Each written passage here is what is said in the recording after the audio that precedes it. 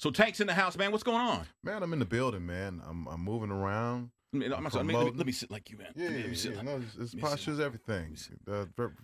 Presentation. You know, this actually hurts, man. How you do that, man? You work out a lot. Yeah, you do. I do. You do. I do. Especially now that you're doing the TV show. Now that I'm doing the TV show, because you're doing a lot of shirtless shots, are you not? No, it's not a lot of shirtless shots. It's just I think the ones that are shirtless are kind of memorable.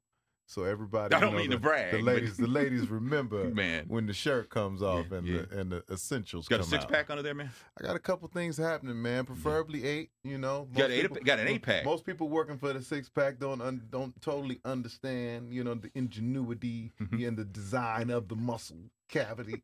Shut up. So, man, you got the music thing. You're back with that, man. Yeah, that's your first love. Music is definitely my first love. You know, it's the thing that I couldn't get away from. I'd be on the football field in the huddle singing. You know, the quarterback, man, come on, man, shut up. We're trying to win a game. I'm like, man, I just hear this tune in my head, man. It just feels so good. You were hearing voices in your head, and they were singing. You were hearing singing voices in your head. It started way back then, man. Can you imagine if you were the quarterback? I can. 729 Blue Omaha. Omaha. Omaha. Blue 89. Omaha. Go.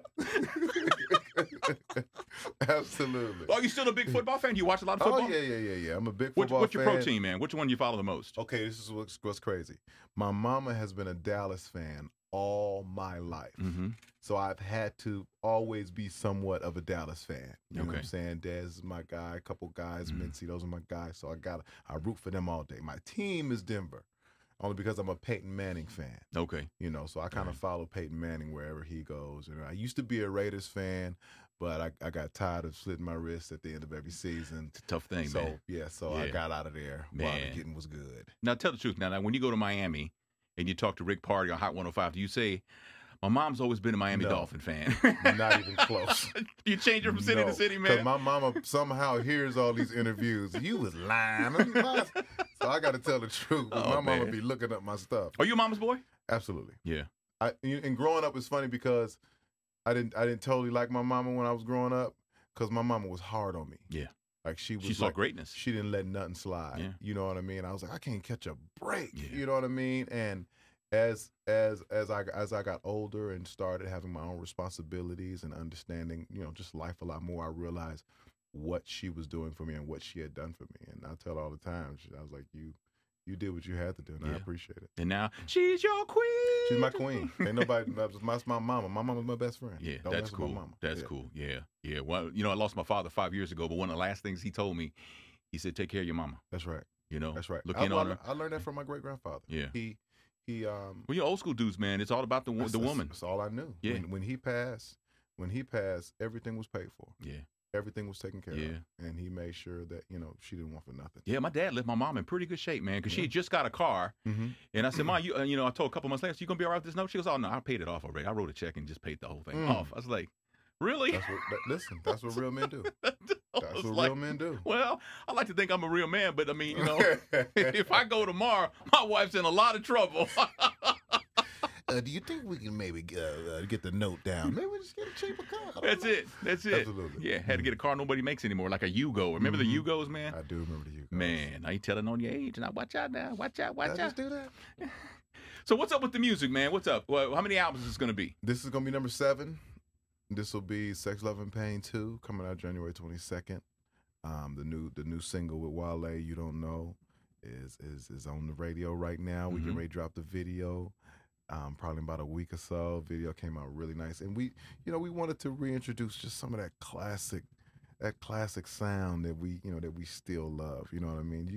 What's cool is that you got a lot of the rap guys and a lot of the young kids sampling these old nostalgic moments, and so I was like, yeah, we starting to get there, right? You know, and I'm following the same footsteps. Now, let me give you the R&B version of some of this cool stuff, and so Patti LaBelle helped us out on this one. Wow! Now, what's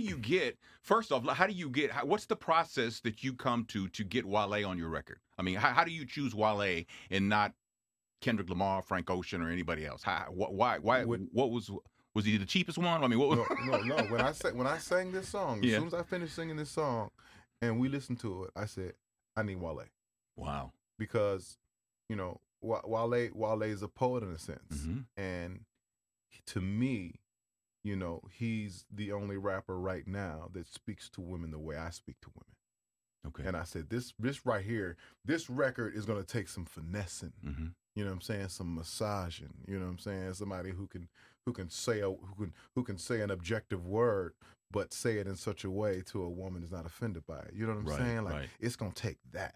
There can be a fine line right there, completely. Yeah. And I said, Wale's the guy. Okay. I never wanted anybody else for this song. Now, what did Patti LaBelle do? She took a lot of publishing. What she did, she wanted to get paid. Oh, is that right? So, oh yeah, I mean, and rightfully so. This is her hit record that that we needed permission to use, and so I said, listen, whatever Patti wants, give that to Patti. I heard that. We'll chop up the rest. I heard that. What it is. I heard that. So music's always been in your life, then? Yes, I mean, I started I started playing piano, drums, singing when I was 5 years old. So you do play an instrument then? Yep. Drums? You hit the skins, man? I do all that. I do everything. Tickle the ivories, man? I tickle the ivories. Man. I do it well. I do it. From church, you know what I mean? I don't know. I've heard otherwise. You have not. I have not. No, I have not. I'll be real honest, I have not. So you grew up in the church? Grew up in the church. And so, I was playing for the choirs and all of that stuff at an early age, man. Minister of music by the time I was 15. And so, wow. That's where I come from. So usually I ask the people who come in here for an interview, I say, what would you have done if it wouldn't have been music? For you, it would have been football. Football or basketball. Okay, so if it wouldn't have been sports or music, what do you think it would have been? Probably been homeless. I Really? That's it? I didn't. I mean, I understand that because this is the only skill I have. Listen, so okay, I didn't have the knack. I had maybe three real jobs. Like, would you consider 9 to 5s? What'd you do? And I worked at a spot called Parcel Plus, where I did the copies and mailed stuff off and all that cool stuff. I had that job for about 2.5 months. Then I got fired. And then what'd you do to get fired? I just couldn't be on time, man. It was just, I'd be late. I'd be out. See, I thought maybe you were doing something in the back with the bubble wrap or something. And then I had a job with Old Town Trolley where we would sell tours of DC. Okay. And I'll be out there in front of the place selling the tickets and all that stuff. And that was the longest I ever had a real job for, and that was 3 months. I've only had 2. I couldn't do. You've only held a job for 3 months. A civilian job you've only had for 3 months. Designed for it. It wasn't my design. It wasn't in me. Now I know you don't remember. You do a lot of interviews and stuff, but we talked actually a few months ago. We're talking about Born Again Virgin, and I asked you what's the longest, because the premise of the show was a girl who decides to shut it down. Yes. Because she wants a real relationship, so she decides to abstain from sex. And I asked you what's the longest you went. You said 30 days. No, I said 3 months. You said 3 months? 3 months. All right, 3 months. And I said, shut up, 3 months. It's a long time for a man. I'm a man. What? Yeah, you've gone longer? Oh, yeah. Without doing nothing. Without doing nothing, yeah. Anything. But see, but I'm different though, because I'm not Mr. Romance. I'm not Mr. Sexual guy. I'm not him. I'm not that guy. So I'm wired a little different. Because I had a guy, he tried to play me. He was like, yeah, I went a whole year. And I was like, a whole year from nothing? He was like, well, no, she was doing other stuff. But no, that's the same thing. Were you Bill Clinton? Yeah. What in there? I did not have sexual relations with that woman. And then you flipped the script. In fact, I did. In fact, there were sexual instances that didn't involve the vaginal area. Well, let's get out of the vaginal area. So I'm just saying. So you spent quite enough. You got 5 kids. 5 kids. Wow. Yes. Wow. I got 5 kids. It's amazing. And how was the oldest? 13. She's 13. And she'll be 43 gifted. And she'll still be your baby. Gifted, yeah. Absolutely. You know? Absolutely. I got some adult children, and they'll always be my children, my babies. My babies are everything, man. It's everything. Isn't that something? It's the new fuel. It is. You know what I mean? It's the thing that keeps me going, man. Yeah. I see all these posts all the time, and we talked about it briefly a little while ago about real men do this and that and all that. And I get so tired of that, man, because you know what? Bottom line is, whoever you're addressing, they're not reading this. They're not reading it, man. I mean, come on. I think it's for the person who's posting it to let everybody else know this is what they're doing. Man, that's all. It's a commercial for themselves, man. So how do you deal with the fact that you're the main male character on Born Again Virgin, surrounded by tens. I enjoy myself. When I say thoroughly enjoy myself, Yeah. I thoroughly enjoy myself. I have no problems on getting up and going to work. Now, when you say getting up, when so when when do you go back to shooting that? We go back. The start of the new episode starts December 2nd, go all the way through February, and I think we go back and shoot like another bunch probably in January, February. Okay, looking forward to it. I'm looking forward to it. Yeah. Is it going to mess with your tour time for the to promote the CD and everything? Nope. It's all scheduled out it just got all kind of worked out. So this comes out January 22nd. We'll be promoing from now all the way up until then. We'll let the album drop. The shoot time will give time for people to digest the music, and by the time we finish shooting, it'll be time to go on tour. I guess when you think about it, though, Tank, when you think about it, you got 5 kids, but you also have 7 more, or you're getting ready to have your 7th one. So give you almost 12, because these albums are like they're your children, right? Yeah. It's like you in a short amount of time relative to how you raise a child, but when it comes to an album, you caress it, you nurture it, you bring it along, and then when it's right, then you set it out for the world. And no matter what, it'll be part of you forever. Forever. Absolutely. Is that frightening on any level at all? Nope. No. I mean, I'm very much, I have what I have, and I give you the best of what I have, and every time I step away from something, I make sure I can live with the results, and it is what it is. Wow. I think on some level, though, that has to be part of your church upbringing because of the peace that you have. When I look at you, I see you're at peace. Yes, sir. Yes, sir. Because it took a minute to get there.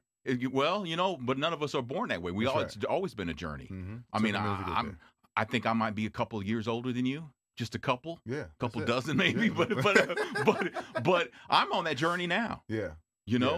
I mean, I've only been working here 3 months. And when I got this job and I was coming to Dallas, I was like, I'm going to find me a church, right? I got to find me a church. And so one morning, about 3 weeks ago, something woke me up, and something told me, get up and go to this church. Not go to church, go to this church. And I went. And I'm going to be real honest with you, man.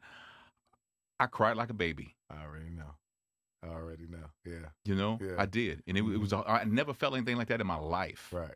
And I felt a lot of things in my life, but that was something else. And it's just, there's a piece about you that I see, though, that you put in work, but at the end of the day, I get the feeling that when you're done, you're satisfied because you gave it all you have. Am I right about that? You gave it completely all. It's crazy because, like, sometimes I'll do a part in my show where I let people request songs, and they'll be naming songs that I've completely forgot about because, like, I don't relish in the old stuff. I don't lay in the old success and then then these were the good times. And once I'm done with an album and I've put all I can put into it, I'm gone. I'm like, okay, how do I beat that? What's the next best version of me? You know what I mean? Because when I look in the mirror, that's who I see. That's who I'm competing with. How do I continue to improve upon me? I'm not worried about any outside anything, from the critics to the whoever. I heard that. Whatever. I'm good on that. Wow. As long as I keep improving myself, then I feel like I'll always be on time. Well, that's cool. Tank's new single. Single's out already. Yep, single's out right now. You don't know. They can go on iTunes. Give me that 129. I'll take that. Yeah. You need that. Yeah. And is that a fair deal? Because I know they take a big chunk of it, and well, it depends on what perspective you're coming from, because I sing it, I write it, I produce it, and I perform it. Oh, so you're quadruple dipping. Yeah. You're quadripping. I'm dipping. I'm quadripping. Quadripping. You know what I'm saying? Yeah. So I'm in a bunch of different spaces. Yeah. You know what I'm saying, in terms of how I get to collect. Okay. On that all of that single energy. But if you were just the singer, it'd be hit it and quit it, and it'd be hardly worth it. If you're just a singer in today's music, you are completely underachieving. Yeah, because the business model's changed. The business model has completely changed. Wow, completely. Interesting. Who'd you listen to growing up? Man, I listened to Reverend John B. Key. I listened to Kim Burrell. I listened to Commissioned. I listen to Daryl Coley. I listen to. You've given me all gospel artists though. Yeah, You listen to R&B at all? I was about to give you some of those too. Okay, give me some of that. Hit me with some of that, man. I listen to Guy. Mm-hmm. I listen to New Edition. Mm-hmm. I listen to Babyface. I listen to R. Kelly. Okay. And those were my that's my and Jodeci. Can't forget Jodeci and Boyz II Men. That's my foundation of R&B because I wasn't, I really wasn't able to listen to R&B before that. Yeah. So I had to go back and rediscover the Marvin Gaye and the Smokey Robinson and all of those, and the Al Green. I had to go back and get that as I got older. So I had to do the same thing. Well, maybe not. I had to go back and rediscover Chuck Berry and Thomas Edison, and one of those kinds of things. Electricity guy. Yeah. So when are you gonna go on tour? We're looking at probably March. Okay. Starting in March, right after we finish filming. Okay. Then we'll go out in March. That'd be cool. And run about 50 or 60 of them off and get back into this TGT business. Wow, look at you. Are you gonna do that again? Oh yeah. Yeah. Oh yeah. Got to do that again. Okay. I mean, we figured it out the first time. You know what I mean? Now, see, when I was working in St. Louis and you guys came by, and you were the quietest one. Well, because when you share a group with Tyrese, you kind of, he kind of wants all the talking responsibilities.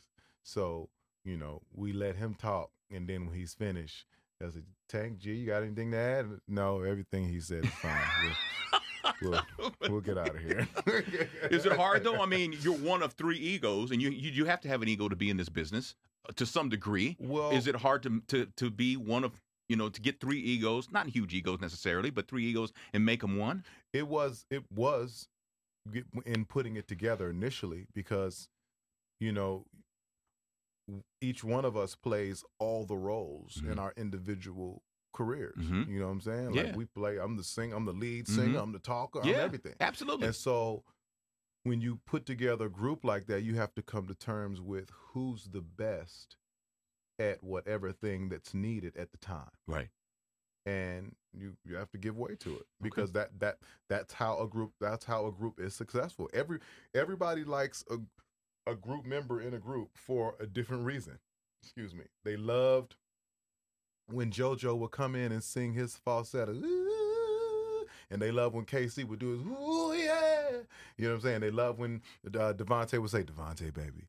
And then they love when Mr. Dalvin would say, it's Mr. Dalvin. You know what I'm saying? And he played the drums a little bit but nobody stepped on anybody's toes. Everybody had their own specific function. And so it took us a minute to gather our functionality and understand. I was like, okay, you do that. Okay, I'm going to do this. And he going to do that. And that's fine because I don't want to do that, and I don't want to do that. I want to do what I do. But see, it's cool to do that when you can whoop both their asses anytime you want, though. So. No fighting. No, there'll be none of that. No fighting. But it's three guys, man. It's like y'all are brothers. No, we've had to have some conversations. You know what I'm saying? Some real man type conversations. Like if you want to go outside, we can go outside. Yeah, we can do that. We can do that. Yeah, and then get right back in here and finish singing these songs. You know what I'm saying? See, me, I let you go outside and I lock the door and stay on the other side. So I'm at that point in my life, man. But I'm old school. You know what I'm saying? We used to be able to go outside and handle our differences and all right, good fight and get back inside and watch TV. I heard It's that. what it was. Let's let this theme off. I heard that. I heard Robin Thicke, these depositions came out. They made them public with him and Pharrell and the Marvin Gaye thing. And on the video, one of the things they asked Robin, do you consider yourself an honest person? He said no. Ooh. And he said, are you a dishonest person? Or do you lie? He goes, I'll say whatever I have to say to sell a record. It's actually on tape. It's on video. It's on the internet. It's like, wow. As an artist, do you think that's going to damage him at all? His credibility, or was he keeping it real? I mean, because the younger generation thinks different now. They think so differently now. Snitching is the new end game. Yeah. At this point, you know what I mean? Like there are so many things happening on a major level that were never the standard for us when we grew up. True. That we would never be caught dead or alive doing. So a statement like that goes as far as the visual will allow. Once they turn it off, it's back to whatever else they were doing. It's going to be very short-lived. Okay. They asked Pharrell, because I don't know, they try to say that he doesn't know how to read music. And so the lawyer was saying, basically saying, can you read this music? And he was like, I'm not here to teach you music, man. I was like, damn, Pharrell, you As go. you should. As you should. That's right. Get him, But Pharrell. depositions are in court. Yeah. That's still being in court. It don't And he matter. says you have to answer the question. And, but. I don't read that. We're not here for this. Okay? You know what you're trying to do. You're trying to say I stole the song. Yeah. Let's just get to the nitty gritty. They lost. I stole the song. Yeah, because they Okay? lost. Now get off my back. Hey, man, good. I'm glad you came in, man. Yes, sir. Appreciate you, man. Yes, Good sir. luck on the tour, the TV show, the CD, the single. Thank you very much. Hope Very everything turns out the way you want, man. Yes, sir. That's Yes, sir. Tank. That's Tank, y'all.